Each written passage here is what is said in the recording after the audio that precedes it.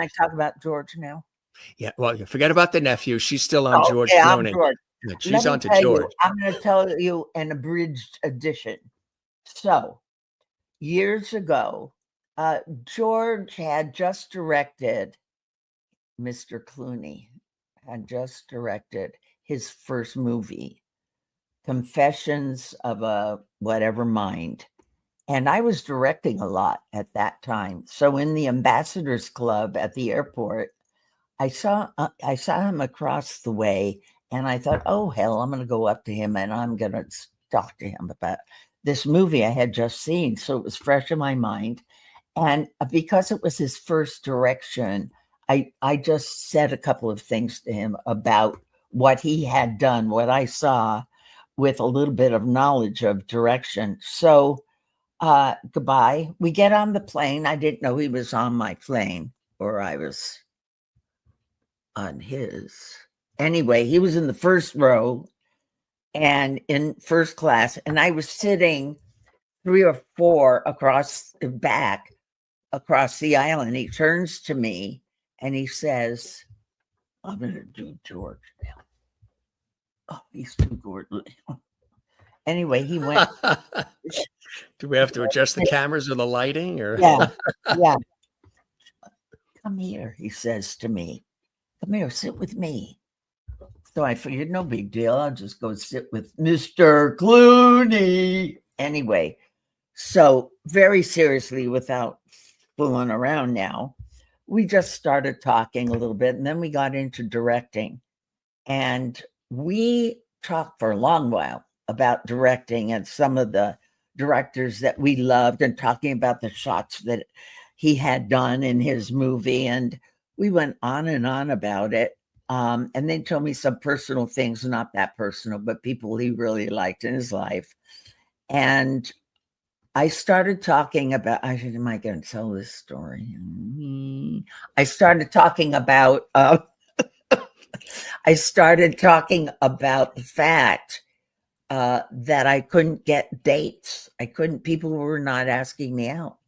And I thought, I don't know what's going on, but maybe it's because I'm a celebrity and I know what I'm doing. I'm very out there, and maybe men are intimidated by me because of who I am at that time, whatever. And so I'm not getting asked out. So I stand up and I'm going to the ladies' room, and he looks at me and he says,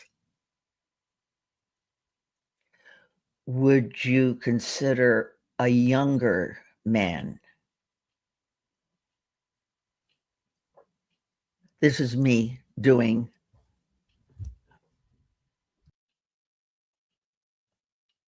a younger man. He was asking me out. And I said, believe it or not, so stupid. I was so embarrassed that it happened so fast that I said, no.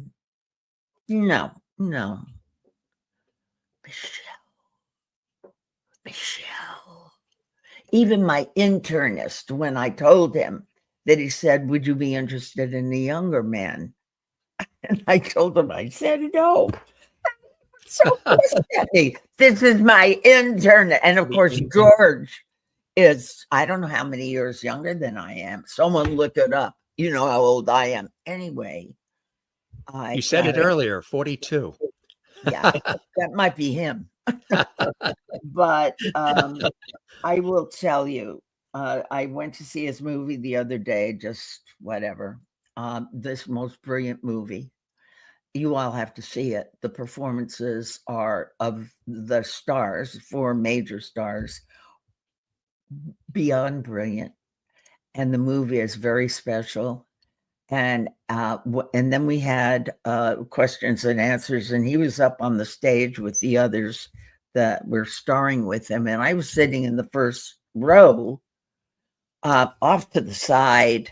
I watched the movie. I had to see it center, so I was back further. There were a lot of people there.